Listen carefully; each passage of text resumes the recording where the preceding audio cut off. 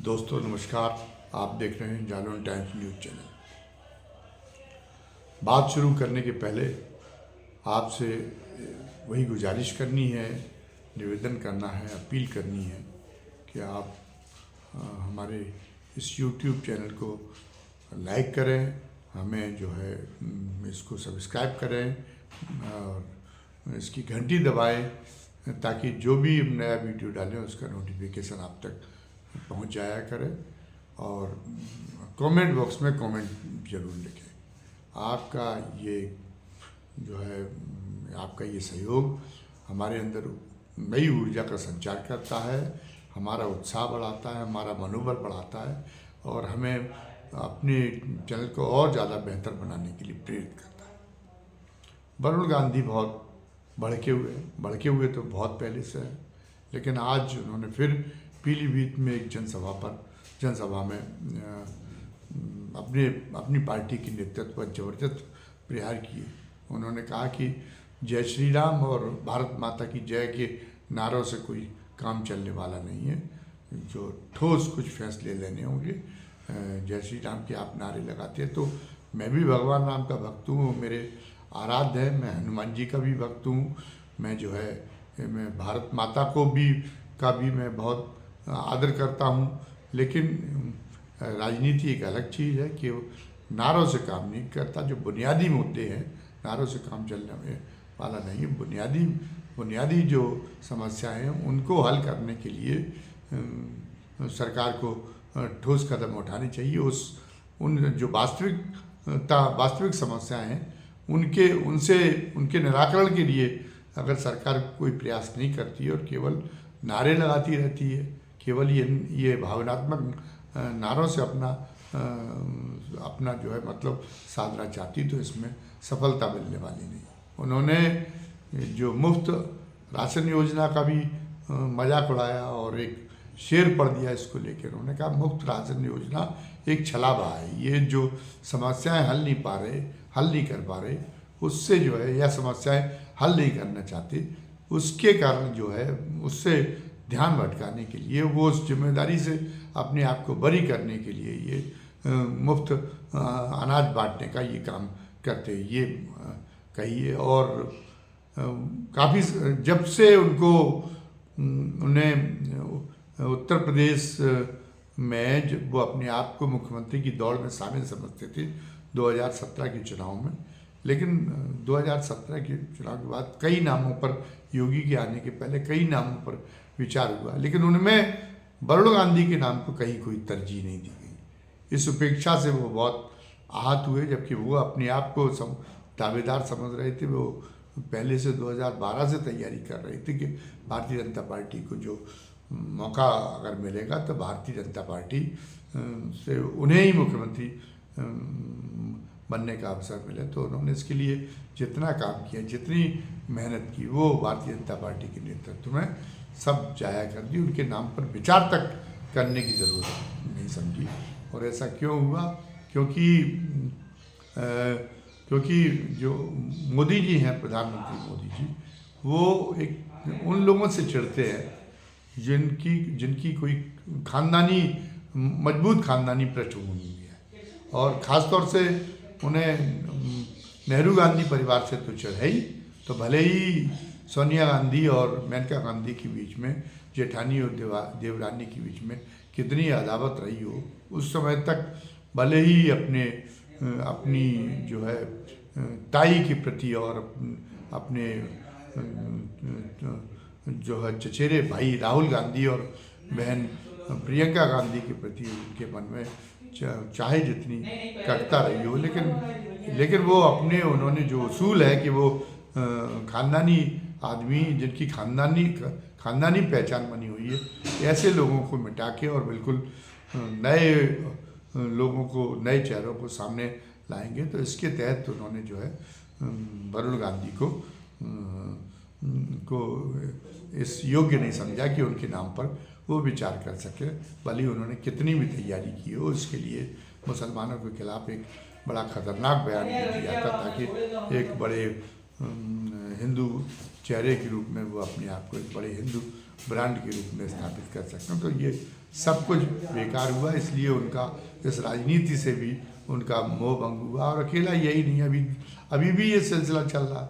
भले ही लोग कह रहे हो कि वो उनके शिवराज सिंह चौहान के विकल्प के रूप में मध्य प्रदेश में ज्योतिरादित्य को उभार रहे हैं और उन्हें मुख्यमंत्री की कुर्सी ऑफर की जा सकती है अगर भारतीय जनता पार्टी फिर से सत्ता में हुई।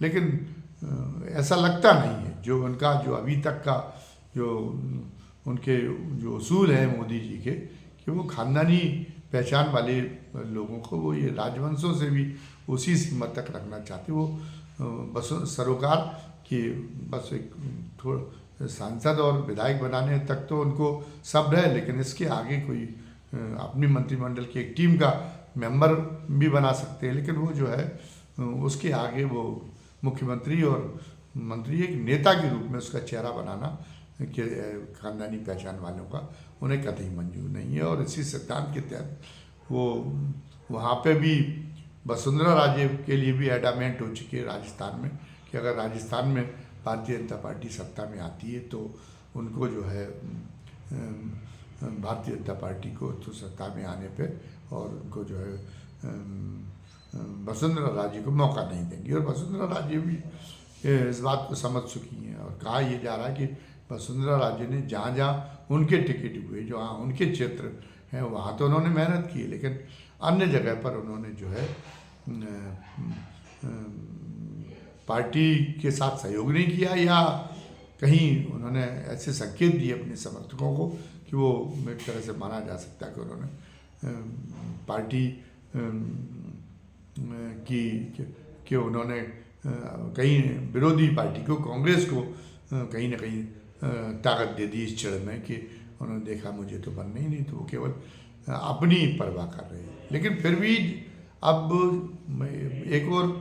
एक सीट की परवाह कर रहे भारतीय जनता पार्टी, इसके लिए पूरी पार्टी की इज्जत भी दांव पे लगाने के लिए तैयार हो जाते हैं। बृजभूषण शरण सिंह का बचाव क्यों किया गया कि बृजभूषण शरण सिंह गोंडा और उसके आसपास के 3-4 सीटों पे बड़ा असर रखते हैं और उनके माध्यम से पार्टी की जीत हो सकती है। तो बृजभूषण शरण सिंह को इसलिए कि एक सीट की कीमत वो 2024 के चुनाव के लिए मान रही, तो उन्होंने इतना जो है इतनी उंगलियां उठी भारतीय जनता पार्टी की, इतनी निंदा हुई, लेकिन इसके बावजूद भी उन्होंने जो है बृजभूषण शरण सिंह का इस हद तक बचाव किया। और बृजभूषण शरण सिंह और वहाँ पे हरियाणा की पीड़ित लड़कियों के पक्ष में बयान देने के कारण वो अभी तक उनके अंदर वो बाकी है इस बात को अभी तक प्रतिष्ठा का प्रश्न बनाए हुए हैं बृजभूषण सिंह को बचाए रखने का, कि उन्होंने याद रखा, आज भी याद रखा। और इसलिए विश्व कप क्रिकेट में कि फाइनल मैच में कपिल देव जैसे खिलाड़ी को, भारत गौरव को, क्रिकेट जगत के उन्हें भारत का गौरव मानना चाहिए, उनको तक आमंत्रण नहीं दिया और ये नहीं किया जो, और मतलब इससे तो उनके भी जो समर्थक खेल प्रेमी हैं उन्हें भी धक्का लगा, उन्होंने भी इस चीज़ को गलत माना, लेकिन उन्होंने नहीं दिया। वहाँ लखीमपुर खीरी में इतना बवाल होता रहा, लेकिन अजय मिश्रा टैनी चूँकि सीट जीतने में सक्षम है इसलिए नहीं दिया। तो ये सीट है, मैं खुद वरुण गांधी और उनकी मां मेनका गांधी, ये 2 सीटें माना जाता है कि पक्की हैं, ये दोनों लोग पक्के तौर पर सांसद हैं। तो इनको गंवाते समय उन्होंने ये सब बात क्यों नहीं सोची, ये एक बड़ा आश्चर्य है। और अगर वो मुख्यमंत्री नहीं बनाया था, लेकिन अगर वो संभालते या केंद्रीय मंत्रिमंडल में ही उनको जगह दे देते, वरुण गांधी को एक जूनियर मंत्री के ही भली बतौर देते, लेकिन दे देते तो हो सकता कि मामला सद जाता।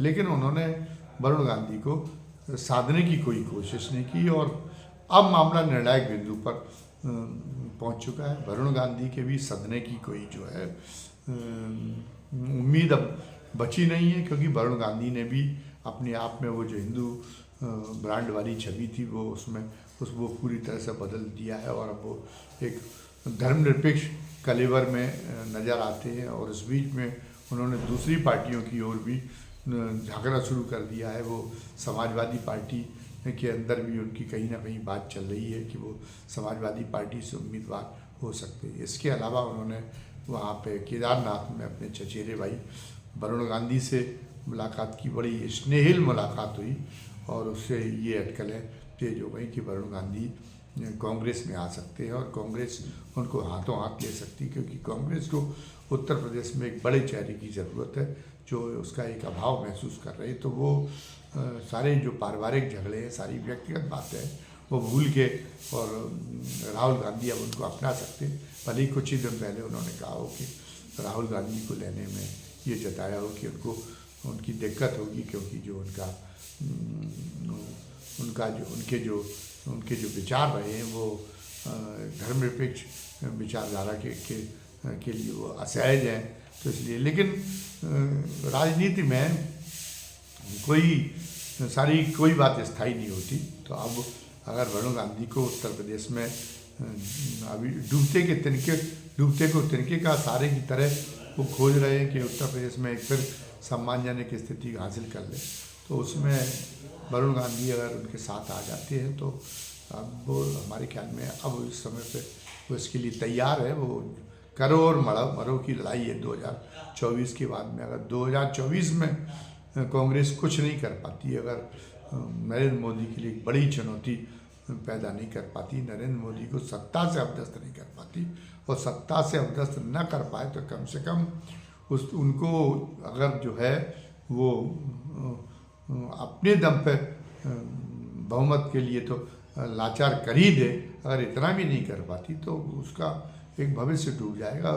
राहुल गांधी के मनोबल पर बहुत बुरा असर होगा, और वो जिस मिजाज के उन्हें कोई सत्ता की बड़ी लालसा भी नहीं है, तो बेतराग होके, और हो सकता कि कहीं राजनीति को ही जो है नमस्ते न कह दें, ये भी एक नौबत आ सकती है। कांग्रेस को अनाथ छोड़ दें, तो इसलिए उनके लिए करो या मरो का प्रश्न है, तो करो या मरो के प्रश्न में उनके लिए भी एक सीट महत्वपूर्ण है। इस तरह से इसके दृष्टि से देखें तो उनके लिए वरुण गांधी का आना अब वो एक तोहफा समझ रहे, और वरुण गांधी के आज के बयान से और ये साफ हो गया। वैसे भारतीय जनता पार्टी का भी रुख सामने आ चुका है कि वो वरुण गांधी को टिकट देने वाली नहीं है, और वरुण गांधी भी अब जो है भारतीय जनता पार्टी से बिल्कुल उन्होंने पूरी भूमिका तैयार कर ली, मजबूत भूमिका अलग होने की, तो वो एक अलग कदम उठाएंगे।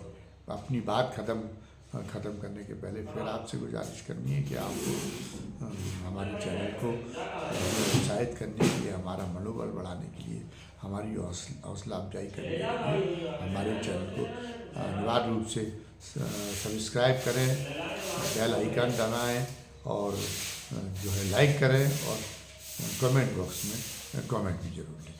धन्यवाद। जय हिंद, जय भारत।